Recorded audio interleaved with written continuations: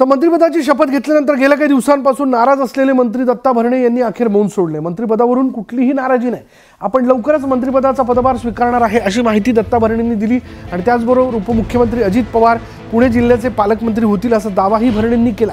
तर बीड प्रकरणात धनंजय मुंडेंचा कुठलाही संबंध असण्याची शक्यता नसावी, अनेक मंत्र्यांचे मित्र असतात, त्यांनी गुन्हा केला म्हणून मंत्र्यांवर आरोप करणं कितपत योग्य असं म्हणत भरणेंनी विरोधकांवर निशाणा साधला। नवीन वर्षामध्ये ऐका ना, नवीन वर्षामध्ये अजिबात नाराज वगैरे नाही।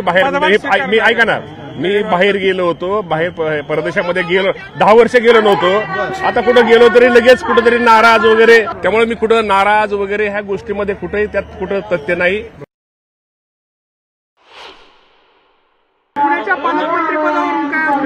अजिबात काही नाही, सगळं तुमच्या मनासारखं व्यवस्थित होईल। अजिबात रस्सीखेच नाही, राज्याचे मुख्यमंत्री बाबतीत योग्य तो निर्णय घेतील। मुख्यमंत्री होणार का पालकमंत्री?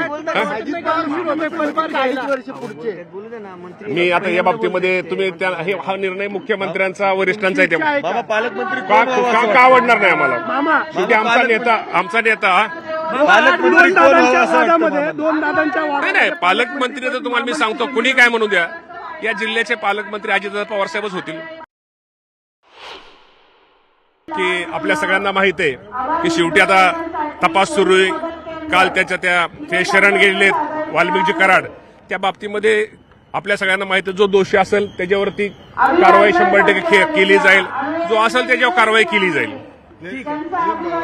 वारंवार धनंजय मुंडेंचं नाव समोर येत, म्हणजे कुठेतरी आहे काही संबंध आहे? नाही, धनंजय मुंडेचा मी तुम्हाला प्रामाणिकपणे सांगतो, मुंडे साहेबांचा यामध्ये कुणी काही म्हणू द्या, त्यात त्यांचा कुठल्याही प्रकारचा संबंध नसावा हे निश्चित प्रकारे असते आपल्याला वाटतं।